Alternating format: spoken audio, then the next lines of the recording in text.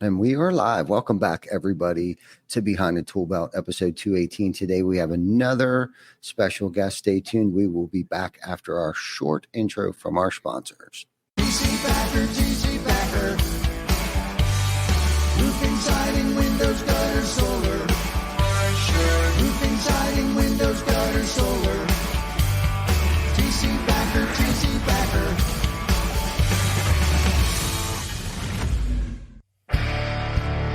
The name of the podcast is called Behind the Tool Belt. Thank God this isn't live, or is it? You assholes go live. We might be here for a while, so buckle down. Welcome back, everybody. Episode 218 of Behind the Tool Belt. It is a Wednesday afternoon. We appreciate everybody tuning in on their lunch break. It seems like the 12 o'clock Eastern Standard Time has been a success so far. Vic and I get our Wednesdays back with our families. We've had our Wednesdays held hostage for so long, and our at least Wednesday evenings anyhow. But we're back. We're back, and looking forward to this awesome episode with a good friend of mine, David Summerly. And we thought we would try something different, but get Vic's pretty face, who's normally behind the camera. We thought we'd put him in front of the camera today. Hey, I like that. I wasn't know. I don't even know what that was about. I don't know. I think maybe somebody told me that. I think Victoria was telling me if you wave your hand in front of the camera or something. I don't know. Anyhow, but we're here and we're back, and Vic's throwing a party with balloons on his end of things. But I love it. I am actually down in the great state of South Carolina over in Hilton Head Island. We're currently making some moves over here in this area. And I'll come back. Hang tight. Yeah. I think it happens every now and then. But as long as you can hear me, that's all that really matters. And those of you listening on Spotify or on Google or Apple, I guess it really doesn't matter because all you can hear is my voice. But anyhow, we're making some moves over here in the Hilton Head area over here. So Jan and I have been down for the week. Last week, we were in the Greenville area over there with Ken Yant. And this week we're with Mike Torrio and his team over here on the island this week. So anyhow, got a great guest, David Summerly, my friend. How are you, buddy? I'm doing awesome. How are you? I'm fantastic. Fantastic. The sun's out. It's about 61 degrees. And I think back home, it's probably around 40 degrees. So I'm sure there's those at home are probably pretty envious of me right this second. Yeah. Only a little bit warmer down here in Florida. Not as warm as we normally like it to be, but I think we're 69 today. Oh, really? Where at in Florida are you? Orlando? I was for like a year, but I'm in Tampa now, just south of Tampa, a little town called Ruskin. Okay, so you're pretty south, and it's only 69 degrees down there. Yeah. Some days it's in the 80s, and in the middle of winter, I can't complain. But today it's 69, not too bad. Yeah, I heard that. So, Vic, what is the temperature up there in the great state of Pennsylvania? It is, let's see here. I can't tell. I think it's in the 40s. 40s. It's above freezing. Yeah, it's above freezing for sure. As long as you're above ground, we're good. Yeah. That's right. Above ground, vertical and second air. Yeah, I did change one of the settings on the camera there. It might do that for whatever reason. I think these Canon cameras sometimes, I don't know, I don't know why it does that. We haven't figured that out yet, but it only happens when I'm on the road like this and I use the Canons. One of these days I'll break out the new Sony camera that we got there. Headphones so I can fit in with you guys. Yeah. Do it. Next time, maybe I'll shave my head. There we go. Let's go. Yeah. I don't think I'm ready for that yet. I don't. Not yet. Give it time. I'm down. It all grows back. What the hell? I wore red for you guys today. A little TC Backer red, brought to you by Lead Scout. Awesome. There you go. I like that. You're hired.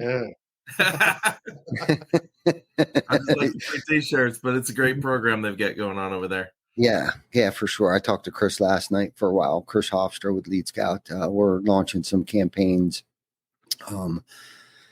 pretty much in all of our markets right now. So he's got a great plan. He's very experienced when it comes to canvassing and direct mail and those things like that. So check him out over there at leadscout.com. Anyone that's interested in canvassing or doing direct mail, check him out. Good plug there, David. So thank you. But anyhow, David, what are you doing nowadays? I see you're working for Square Dash. Why don't you explain to us what exactly is Square Dash and what it can do for us contractors? Yeah, absolutely. Awesome. So it's no secret that over the years, I've had a couple times where I felt like I didn't get paid, and that's nothing new to the industry. And it's not just in roofing. Any door-to-door industry, alarm sales was the only other time in my life I ever didn't get paid. And so any door-to-door job, there's a chance of that. And especially though in the trades, there's problems with that. And for a long time, I thought these people are just ripping me off. What the heck, And eventually I came to realize it's not always that way, because how do I go in and these guys seem like really wonderful guys and then I don't get paid in the end? Sponsored by Red Bull yet, or are we doing Rain? Red Bull. Not yet. We're working on it. So I ended up figuring out these are good guys. What happens is they have a cash flow issue. And when you have a cash flow issue, your job as the leader of a company is to keep the company afloat, and salespeople can come and go. Salespeople might be really great, but at some point in their mind, salespeople are a dime a dozen, and I can get me another salesperson. I got to keep the company going. And so when they get into these crunches, they have a problem. And fortunately, I came across Square Dash. I was looking for work. I was out of work for 3 months. It was pretty unfortunate, but Square Dash is really fascinating to me because it solves one of the biggest problems in the industry, and it's a cash flow issue. And all these contractors are putting out all these money, going and being hurricane heroes and all these things, and spending all this money, paying crews out of their pocket instead of out of the check because they're waiting to get paid, all these kind of things. They're going out and spending tons of money, putting tons of cash out there, and then they're in a situation where they could go bankrupt. And that's what ended up. My boss was in a situation where he'd go bankrupt as a roofer, and he said, this is a problem, and it's not just me. I'm doing everything right, and here I am, and I need to fix this. And so he created Square Dash. And so what it is a managed billing service where we go in and basically get you your money a lot faster by having a whole team of people for a fraction of what it costs to hire in-house. You have a whole team of people that specialize in just collecting this money, bugging the insurance company, bugging the mortgage company, doing it in a way that moves things a lot faster. Having the homeowner, instead of the salesman running around wasting time picking up checks, that costs the company money. If the salesperson is driving a half hour, an hour to go sit down with somebody and ask them for a check instead of a referral, and then they're going to this gas station, they're going to talk to the gal at the front desk, talk to their buddy, maybe go to lunch after. Next thing you know, you've lost a half a day to a day for a salesman to pick up a check instead of a referral. That's a problem. It costs companies hundreds of thousands of dollars a year in revenue, and they don't even realize it. And so what we do is we have people that go in and do all these services for you for a fraction of what it would cost you to hire in-house. And then if they want, they can click a button to get paid almost instantly instead of waiting the weeks to months that it takes to wait for the insurance company, the mailman, the mortgage company, and so forth. Wow. Now, how does that affect, because I know a lot of times with insurance work, the scope of work that the insurance company gives you doesn't always quite match, what exactly needs to happen on the job or price while incurred, right? Like things happen, Right. You get the shingles off, and I'm speaking of roofing, right? You get the shingles off and the sheeting is damaged. So how does that affect that area? Like if you got to do a supplement or PWI? Yeah. So we work with supplementers. We've got like SFY, for example, and balance claims. We're working with both of them right now and their contractors to make sure that we're making it the best possible experience for the contractor and being able to partner with them instead of work against them, if that makes sense. So what we end up doing is there's parts where they take over, we take over. We basically manage that back and forth so that it's less stress on the contractor. We're trying to make their job easier, not harder. And so there's parts of it where they've sent out that supplement, and now we go say, hey, where's that supplement? Mr. Insurance Adjuster, and we're bugging them. That's another set of people bugging them, and they get moving a lot faster. And so whether they're working in-house on the supplements or outsourcing it, we work with both. But we're not going to go and negotiate those portions. We're just going to go say, hey, where's the money and what do you need so we can get this moving? Yeah. So what is is Square Dash like an app? Is it a monthly fee? Is it you guys get paid like a percentage of that, particular claim, or how does that work? So I haven't sold them on this motto yet, but I think of it like everybody says sell, build, collect. And I say sell, build, Square Dash. We are trying to become that portion of the industry. Sell, build, Square Dash. And so basically you pay a monthly fee for your billing services based on your success last year. We lock in that pricing for you for a year so you can scale as far and wide as you want. And that's our problem, not yours. We're going to go with you. We're going to go that extra mile, no matter how big you scale.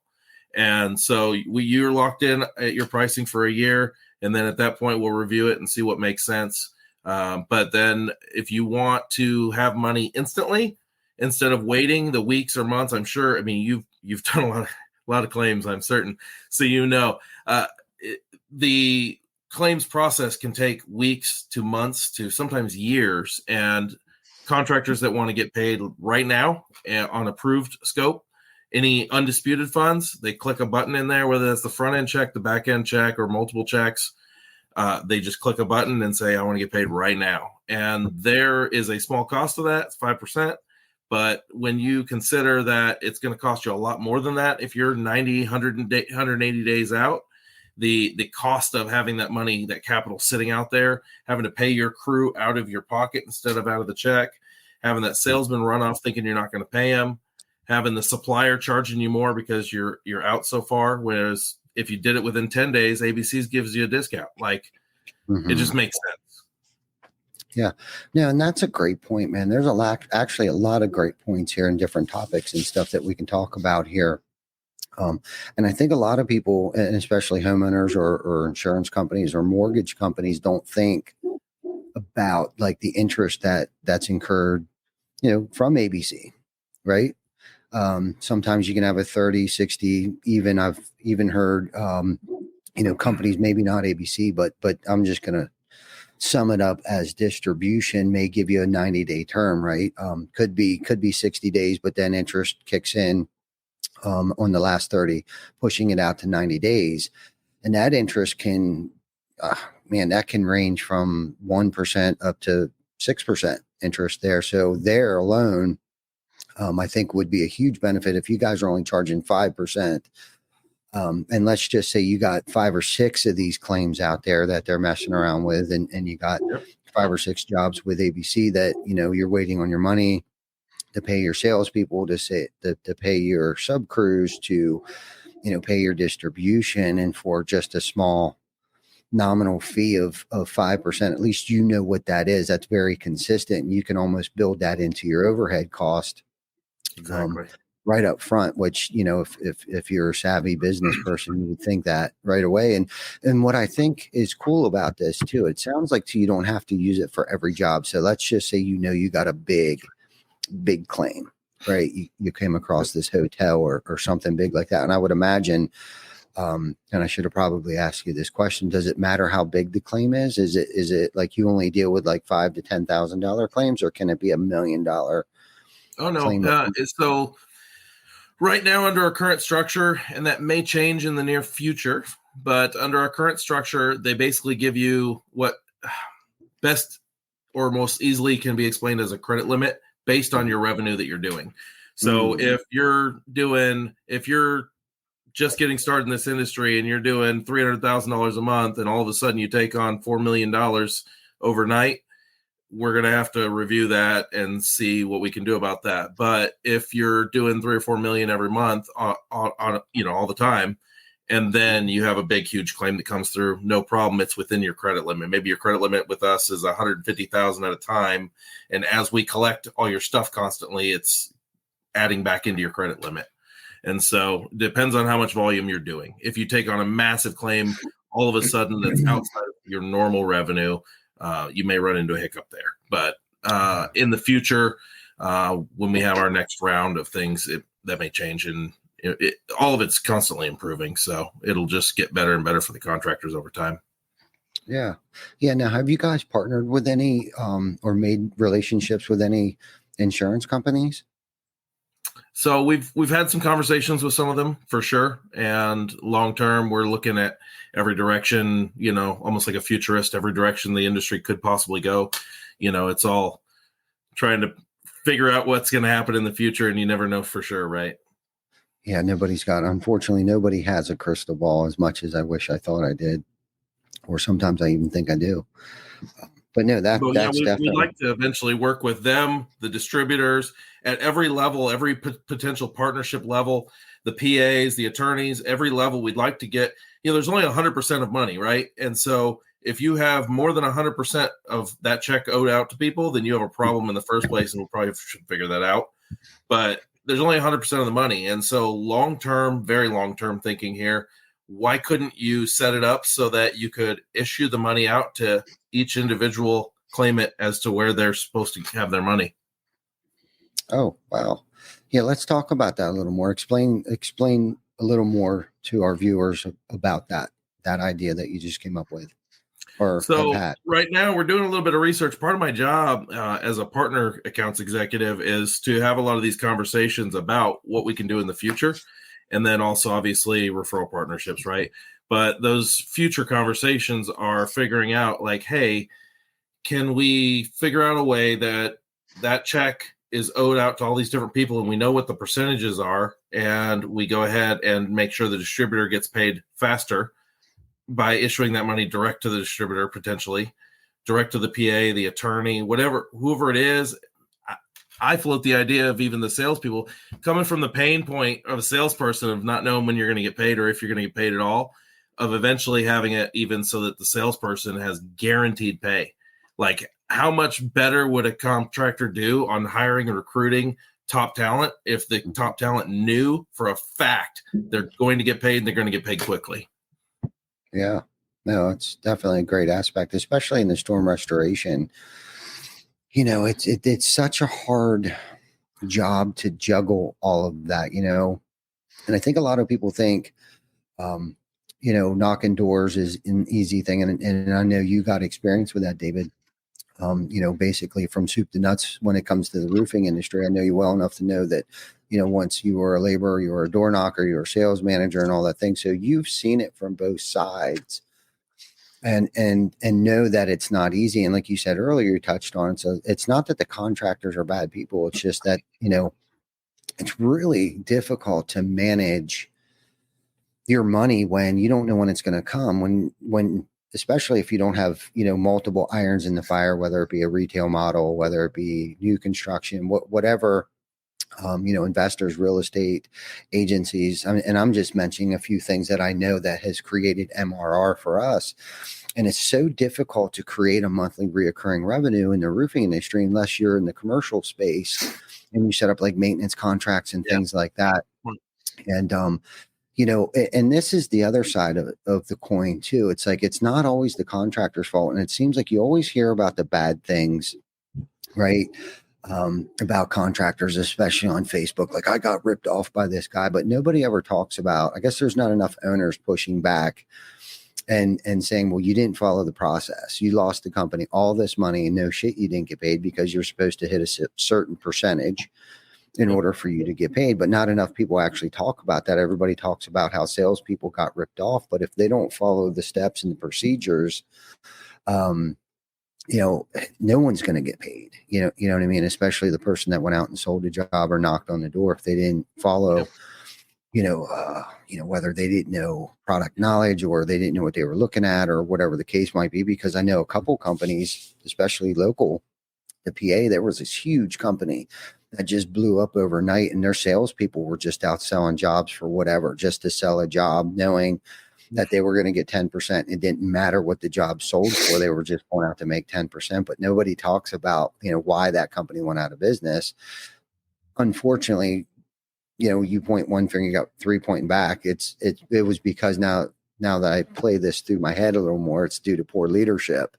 Like if you would let that happen to your business. But either case, it's difficult. I guess the point I was trying to make, it's so hard to juggle, especially finances. Somebody early in business that worked for somebody that was a salesperson that knocked doors, thought that they could go out and do something like this and didn't realize that this is a cash flow business, right? You have to keep the cash flowing in.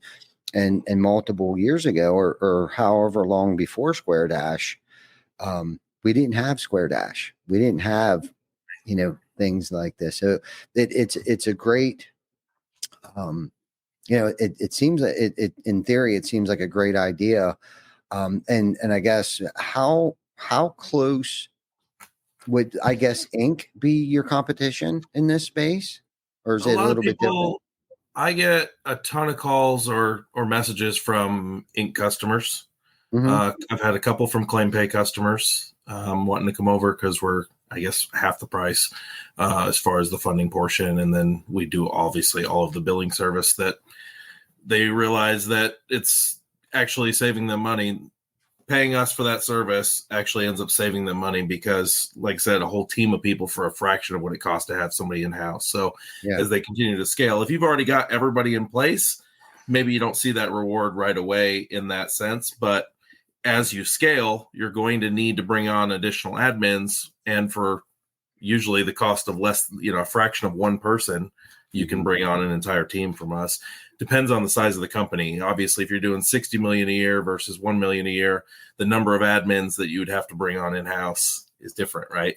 So the cost is different. But yeah, there's a variety of topics there. By the way, I used to be a Mormon missionary at some point too. So definitely a lot of door knocking experience, but there's been other services and some of them have come and gone. There was a company called Genesis that I think was charging 10%, and that to the contractors that I knew that were using it, they loved it. And then a lot of them were like, that's too high of a percent. I can't use it. And then they had some other kind of legal trouble or something. So they went caboose, but we've had a ton of people that have been calling us that have been Inc. customers. So we love everybody over there at Inc. Everybody's over there's been awesome to us. I think they focus mostly on mortgage processing or something. I'm not fully equipped on what all they do, but yeah, that's I probably get asked about Inc. more than any other as a potential. I bet because both are very unique to their niches. You know what I mean? And that's why I asked you that question, because like you said, that a lot of great people over there in Grind Holiday and their team over there, just a group of outstanding individuals like yourself, David. And I was just trying to sit here thinking about the differences there. But like you said, they have their own niche over there and provide a wonderful, great service to us contractors that might need something like that. And then you guys here, unfortunately, I haven't heard of it until you came along. But again, no matter where you go, David, it seems like success follows you. You know what I mean? And it really goes into the type of individual that you are and how you represent yourself and the company that you work for.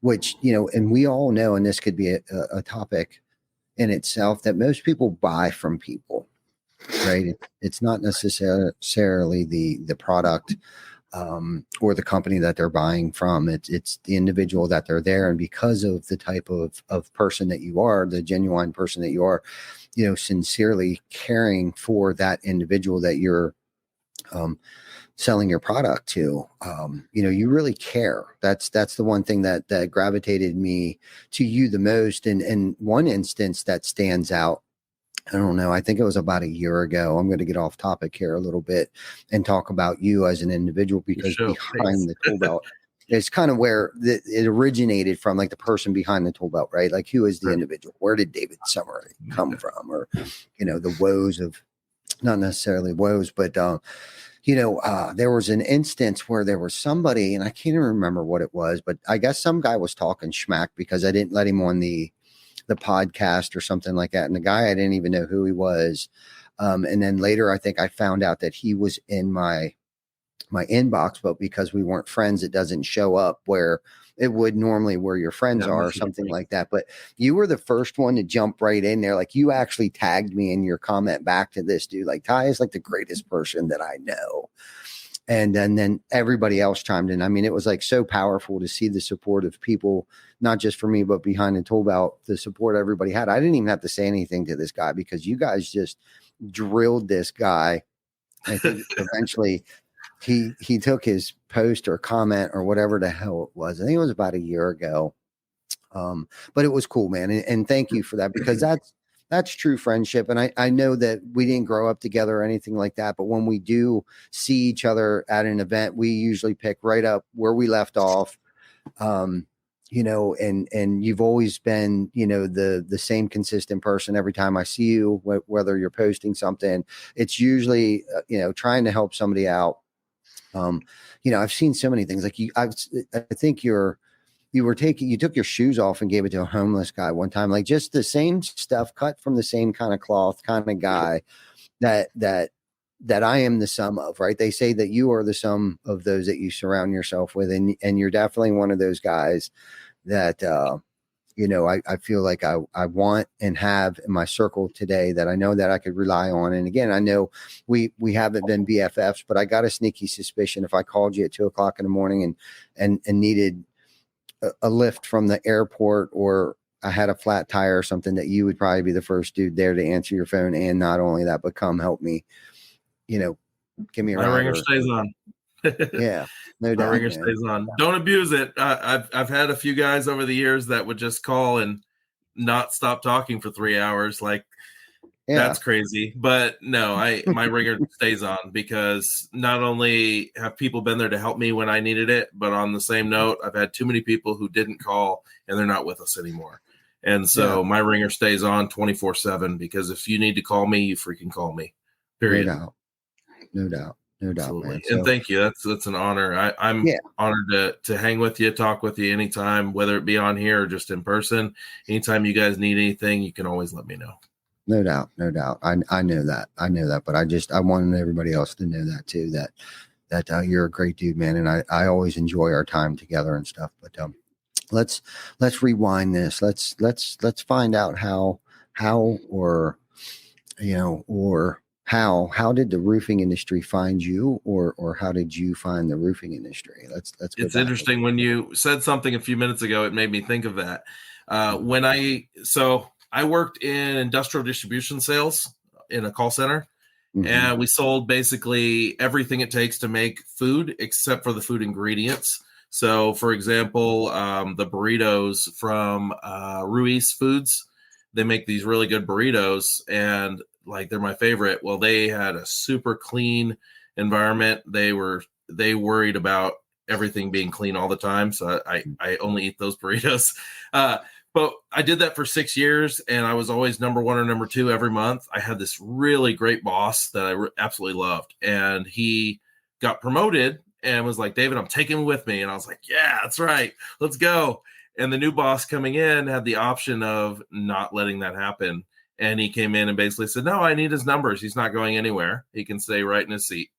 And that guy was the biggest jerk. He ended up getting fired in a really horrible way years later. And he's probably had to go through court for what happened. But it all karma, right? It all comes back around. But anyway, this guy was not good to me. Told me at one point that he was going to fire me and my daughter was going to starve to death. Like, just a jerk. And so I was like all of a sudden miserable. And fortunately, didn't feel like it at the time, but fortunately he fired me. It was devastating. I quietly took my belongings and walked out, all week and tail between my legs, walked out to my truck, and I got in my truck, started driving home, and I let out this blood curdling scream. And it was a scream of, oh my God, I just lost my job. What am I going to do? But it was also a scream of freedom. Like, that guy was such a jerk, and I was so miserable, and I kept smiling all the time, trying to be happy, and I was not. And so I was free. I was finally free. And I went home and I laid down on my bed and I said, okay, what am I going to do? I have a network of people around me that love me. Let me let them know, because if they don't know, they can't help me. And so I just put a post on Facebook. I've been at the same job for 6 years. I'm out of a job. I need help. and I put it on Facebook, something along those lines. And within 15 minutes, I had a job. And light bulb, like, oh, your network can really help.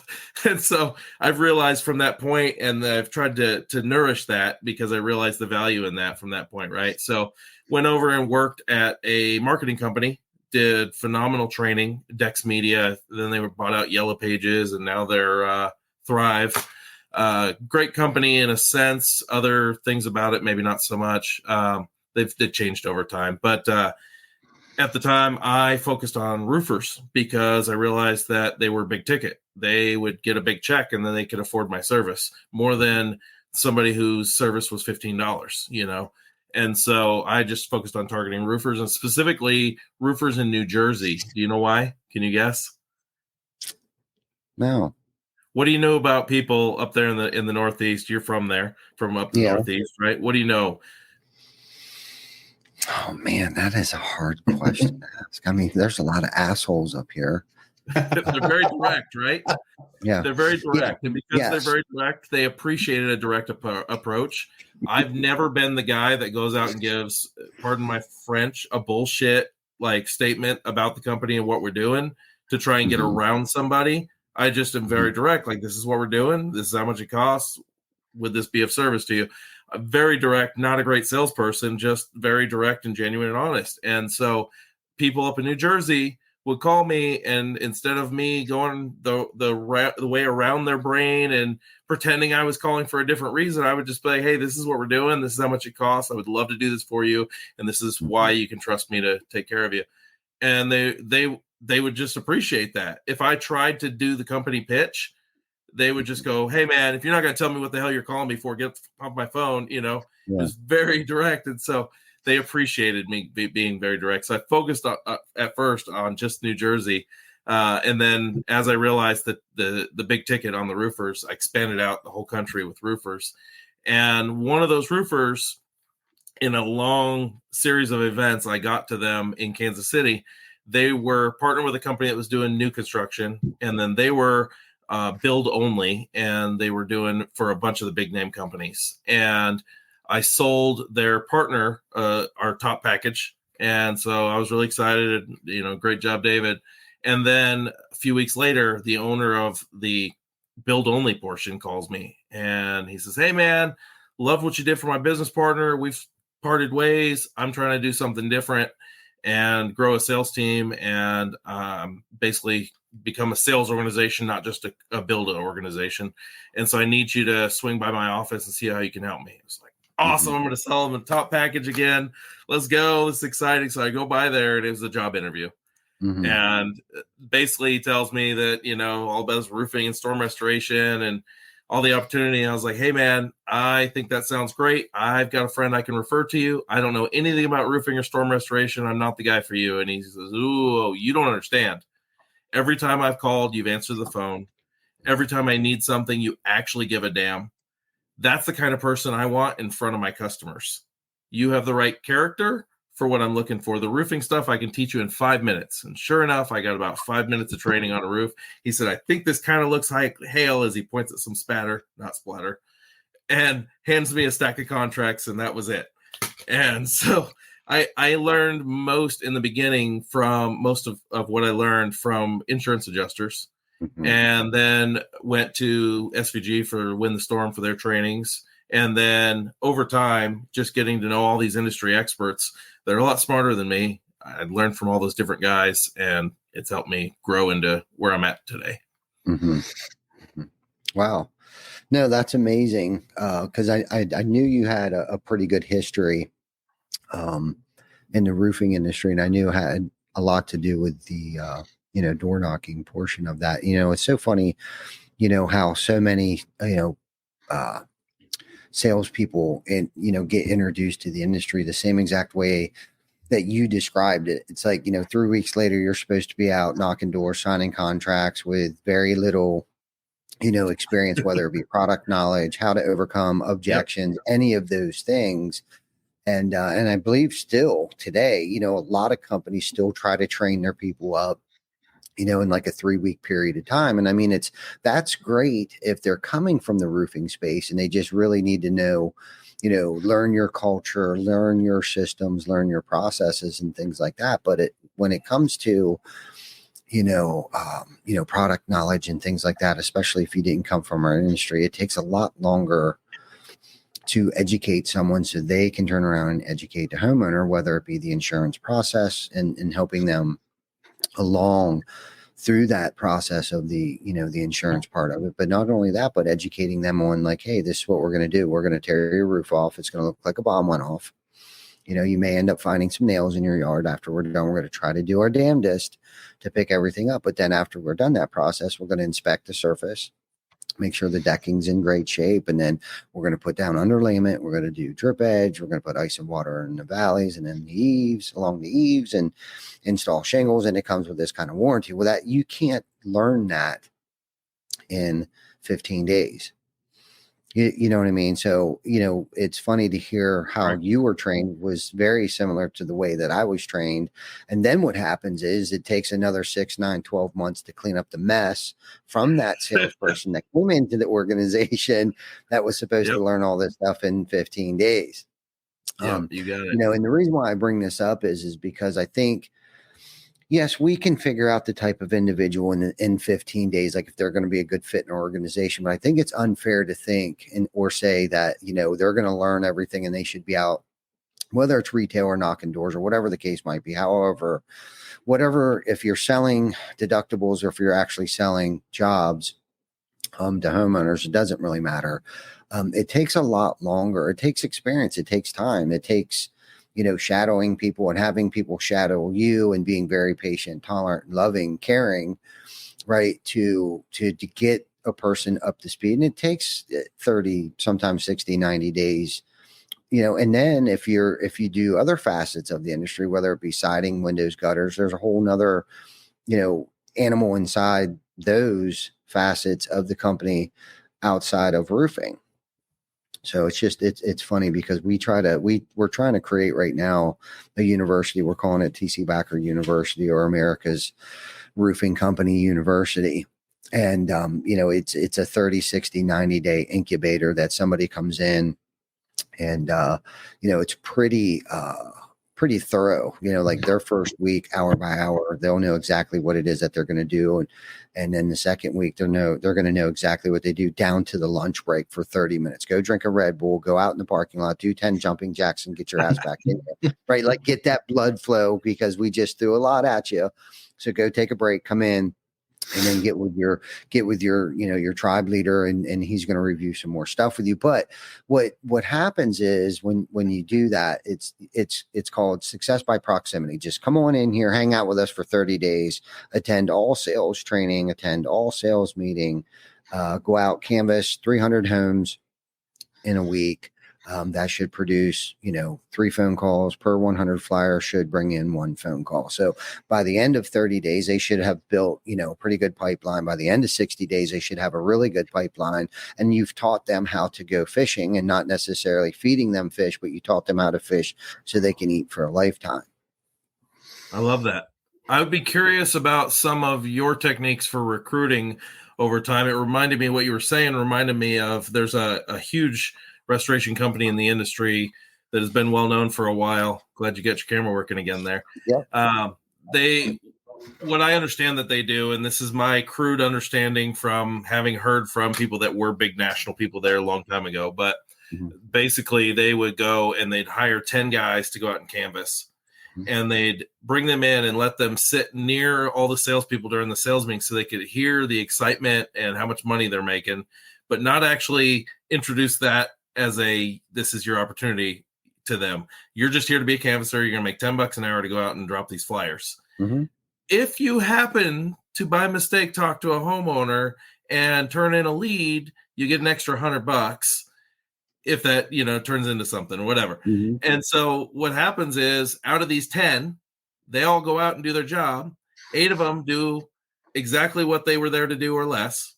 Mm-hmm. 2 of them see the opportunity and they're ambitious, and they'll go out and make sure they get in front of some homeowners on accident, and they end up making way more money than the other ones that day.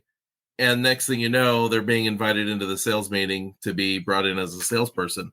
So that was one technique I've heard of that's really good for sorting out salespeople. And I think there's a value to that. And there's a balance, like character, educator, somebody who's actually going to educate. And then also someone, though, that has the ambition or the drive to learn how to be better in sales, and not a slick car salesman type is not what I mean. But there's human communication you can learn and become better at, right? Absolutely. Absolutely. Unless you do it and try it. And if it's okay. And our process is very similar to what you just explained. And if they want to continue to be professional canvassers, that's fine too, because we need people out there planting seeds and creating touch points and strengthening that brand awareness. And that's what's important, especially if you're trying to target a certain age demographic. You know what I mean? Like a 22 to 30-year-old that didn't go to college, that's been bussing tables. And if you pay them $15 an hour, to go out and hand out, 300 to 500 flyers a week, if that's 40 hours a week, that's 32,000, $31,200 a year, right? If you're just putting in, 40 hours a week. But then if you're doing like a Saturday, like SVG used to talk about, is a weekend sales blitz, right? So then you get the entire team out there, on a Saturday, right? And go and hand out 5,000, 10, 15, 20,000 flyers and the influx of calls that will come in, because it takes everybody to make sure everybody's eating, and down to the $15 an hour canvasser that's out there that can graduate into the six-figure pathway to success. And that's kind of what we're calling it. It's the six-figure pathway to success, where it's like you start out as a canvasser, and that's how we want you to figure out how to create your own leads. From going out canvassing, creating referrals and things like that. And then meanwhile, the phone's ringing. And then we can also spoon feed some leads too, for those that have been around for a while, or if they're your neighborhoods, because if you put a QR code, a lot of times we do Post-it notes that we've actually gotten through Lead Scout, and there's a QR code on there. That way we can do a match back and know that this was your Post-it note that came from David's neighborhood that he canvassed, or the Target parking lot. He decided to go out and start sticking Post-it notes on people's car windows, or whatever, the case might be. Guerrilla marketing. Yeah. You know what I mean? It's the more you do, it's a numbers game, right? And so many people, I think, just want to sit around and wait for the phone to ring, especially over the winter months. But over the winter months, that's when you need to start planting seeds, especially in a retail market. Right. I hear a lot of roofing contractors talk about, it's a slow season. It shouldn't be. You should be actually working overtime over the winter months and the colder months. You should be handing out more flyers. You should be doing more door hangers. You should be doing the sales blitz over the weekends and stuff like that, because you need to plant those seeds. That way, come March, April, May, even the end of February down here in South Carolina, it's like it's spring up in Pennsylvania right now. If somebody 3-4 months ago was out canvassing the crap out of the local area, right now the phone would be ringing off the hook. Absolutely. I think that if you want to make it a sellable business, you need to have a more consistent income year round. You can't have a seasonal only business. Mm-hmm. And going out and doing that work it's been a huge key to success for me. I'm not the best door knocker on the planet. I'm a better closer than I am an opener, to be honest with you, even though I've got many years of experience in door knocking over most people. Mm-hmm. I'm not that great at it. I just talk to more people. I've known some guys that could run circles around me as far as engaging the conversation that needs to happen to get on that roof, right? Mm-hmm. But those guys didn't do it in nearly as much work as I did. Mm-hmm. So one of the things that was a secret to success for me at that first roofing company I worked for, while everyone else was sitting around in the office waiting on leads to come in, I was out knocking on doors and just being genuine and true. And this is what we're doing, and this is how I can help. And they were making fun of me in the text messages, thinking I was at home sleeping instead of being in the office. How lazy of me. And then that night I came in with a giant stack of contracts and slapped them on the boss's desk and sat down politely, and they all shut up. And at that point, the respect level changed a little bit. So doubt. they were a little bit nicer to me after that and came to ask a few questions. But, you got to go out and do the work when you have to go out and do the work. Yeah, and that's really what it comes down to at the end of the day is you got to put in the work, especially when people aren't watching. You know what I mean? And that goes, you gotta outperform. You got to be the hardest working person in the room. And it's really easy to do. And if you can talk to people, and like you said, if we accidentally run into a homeowner out there, and that's where like the company history comes into play. You don't need to know product knowledge right away. Just to be out there like, hey, we're a roofing company. We're local to the area. We've been in business for 17 years. We help homeowners all throughout your neighborhood, and didn't know if maybe you'd want me to set an appointment to have someone come out and inspect your roof. And really that's all it takes. Yeah, there's customers of every kind and stripe, but I find the vast majority of people will forgive you for not knowing something, but they know whether you're telling them the truth or not, no matter how slick you think you're being. And so I hear these guys will go out and they're just good with confidence or words or whatever, and they can get a few that way. But most homeowners understand whether you're being truthful or not. And one thing I learned working the Hurricane Laura in Louisiana and Ida later, Hurricane Laura, though, there was a ton of contractors came over from Texas into that area, and they have certain ways of saying things. So like Iowa is pronounced to them as Iowa. And so if you're from Texas and you don't know that and you pronounce it Iowa, they know you're lying when you say you're not from Texas and that you're a local, And so what they would do is they would set you up. They would ask you questions to get you to lie to them, because a lot of the Texas roofers, no offense to the Texas roofers, 7 out of my top 10 cities on Facebook that follow me are from Texas. So I love you guys. But yeah. A lot of the Texas roofers that came over would just lie. They were trying to be slick salesmen. Yeah, absolutely. Yeah, we've been here for years. We got an office, blah, blah. They were lying. And the local people knew it. And they wouldn't even tell them they knew it. They wouldn't call them out. They just, okay, thank you. I'll get back with you. And then they'd turn to the other person next to them. He's lying, And they knew that they were lying. And so having good character and going out and telling the truth, and like you said, just knowing the company story, just knowing enough that you can get those conversations going. And then, hey, I don't know the answer to that question. I will get back to you with it. And then following up and actually doing so, it makes all the difference in the world. Absolutely. I mean, and that's what's going to keep you in business for the longest too, is just being as genuine and as authentic and as transparent as possible.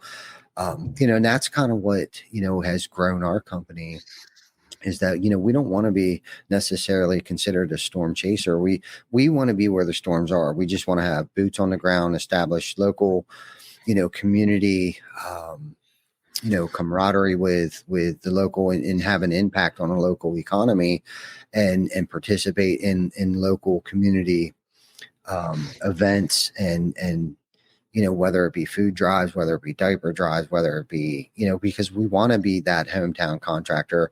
And I also think it helps to retain and recruit people that want to come work for a company that's stable and not running around trying to chase storms, and you're away from your family at 3 months at a time and stuff like that. But if you actually open up and take some of your clients with you, or some of your clients are already there, whether it be new construction, like Ryan Homes is over here in the Bluffton area, Lennar's here, K-Off's here. We do work for all of them in 9 different, 4 or 5 other states as it is. And that's why we're here. You know what I mean? We were able to recruit and retain people because they're not jumping all over the place. Wherever we go, we're planting roots there. We're going to become a household name wherever we're at. And we're going to participate in any type of community involvement or improvement that we possibly can. And I think that goes a long ways with, like you were talking about, it's just, being authentic. Like, we've only been here for 12 months, but we don't plan on going anywhere. We have been in business for 17 years, just knowing the company story and being as honest as possible as you possibly can. I love that. Yeah. So, well, cool, man. We're just about 51 or so minutes into this, man. Is there anything before we get off here that you want to leave our guest with whatever it's maybe it's a promotion that you guys are running, or maybe just a golden goose egg that you would like to leave with everybody. I appreciate you having me on. This show, I've watched you grow over many conferences over the last couple of years, and it's just been awesome to watch you grow as a show, as an organization, as a speaker, and also as a leader. Somebody posted the other day, kind of behind the scenes, Thomas, I think, posted a video of you talking to your team, and the leadership in you is just absolutely incredible. And I don't say that just to like stroke your ego. Like it's nice. Like, us good people have to stick together. There's a lot of people in this industry that maybe don't always have the best of intentions. Maybe they, try to get over on some people. Maybe they've got some character issues that they need to work on. But the vast majority of people in this industry are good, solid people.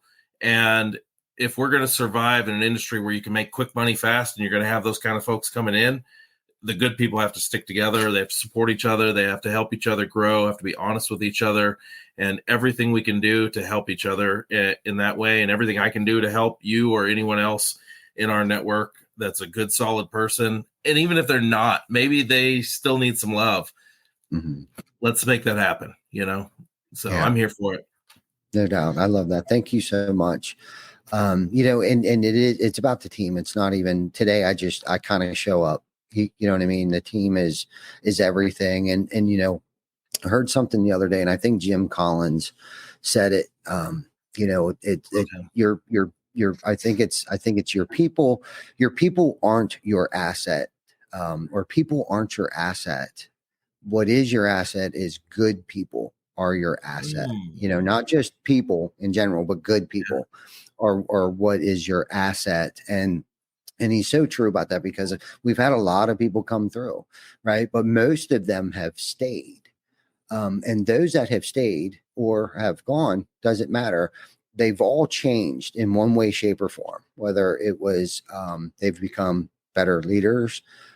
They've leveled up in many areas of their life, whether it be financially, personally, professionally, have leveled up. And those that have gone through, I also know, are not the same as they were when they came through our company, right? And I can only wish them well. And I hope that they can go on and make $1 million or $100 million and are able to impact just as many people's lives as we have. Because sometimes they have to go get in the right place to grow to that next level. Right. And one thing I admire about you, just like Hunter Ballou, is the concept. I think John Maxwell talks about it as leaders build leaders and not just followers. And I see that that's something that is really important to you, and it's important to me, to Hunter Ballou, other gentlemen like that, Adam Bensman. Leaders build leaders. And I love that there's a leadership culture that's growing in the roofing and storm restoration industry. For sure. And this is the other cool thing about it. Great leaders, right? And good leaders attract followers, and great leaders create other great leaders. But what's even cooler is that they also attract other great leaders. Yeah.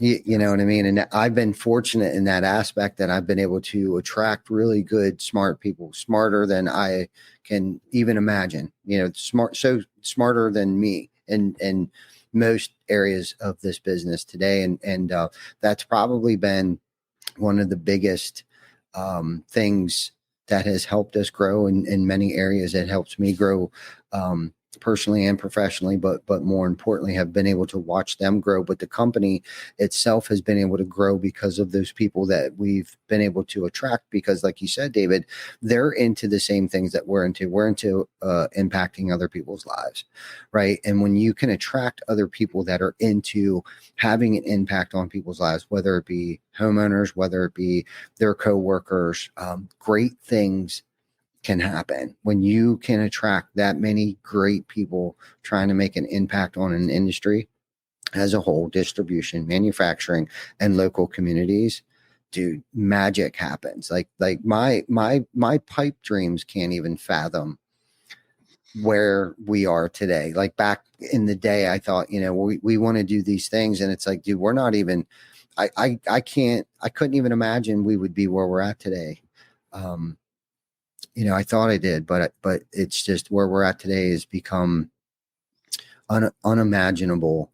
And the people that are in my life today, the homeowners, our coworkers, people that I've met. I met a real estate guy today, and met him for the first time. I talked to him on the phone the other day. I met him today, and it is going to blossom into such a wonderful relationship because of the things that he's into and the conversation that we had. And then, and when it comes to things like that, it's like, that's when you realize that your network has become your net worth, and because of this guy's relationships and the people that he's going to introduce us to, because of the longevity of continuously doing the next right thing, especially when nobody's watching. It has landed us here in Hilton Head, South Carolina, with some of the big real estate, monsters in the area that weren't like, oh, you haven't been here for 10 years, blah, blah, blah. It didn't matter. These guys know what we're about and what we're trying to do. And they're willing to help us out in any way, shape, or form possible because of our reputation has preceded us, thank God, and the people that they know that we know, and the connections that we've made, through that network. So, it's just again, this goes back to where it's like my pipe dreams back in the day, can't even imagine the reality that we're living today. Amen. So can I share one insight that just occurred to me recently? Yeah. They say that knowledge is power, and that it's not what you know, it's who you know. And it occurred to me recently, you can know all kinds of people, but if they don't know you, it doesn't matter. Who knows you, what you do, and actually can vouch for you makes a massive difference on your success, more so than knowing them. If they know you and they know who you are and that you're of good character and that you will come through, that is a massive differentiator. I am curious, before we sign out, you and I have held this conversation and we have not heard much from Victor there. Do you have any insights for us on this conversation or just in general? I just want to say I appreciate you coming on, man. You starting last year with the conference tour we did, I got a chance to talk to you, and you're a decent person, man. You're authentic, and that's what we're about. And like Ty was saying, man, we all kind of gravitate to each other, and I just appreciate you, and I just appreciate you being on the show today. Thank you. Appreciate you. Yep. Yeah, for sure. Yeah, for sure. Well, cool, man. Thank you for coming on the show with us, David. Vic, thank you for allowing us to manipulate you to get in front of the camera today and not behind the camera today. And thank you for all our viewers, our listeners. Don't forget to like, love, subscribe, review us. I believe you can review our YouTube page and our Apple and Google and Spotify. You can review them, but check us out on the replay. And if there's any topics that anybody ever wants to listen to, let us know in the comments. And if anybody wants to come on the show, also reach out to Vic, myself, or anybody that that we know, reach out to them and we'll get you on the show. So thank you everybody for tuning in. Have a wonderful Wednesday afternoon, and we'll see you next week for episode 219 with Steven Spence with Project Map It. See you Later. Yeah, see you guys.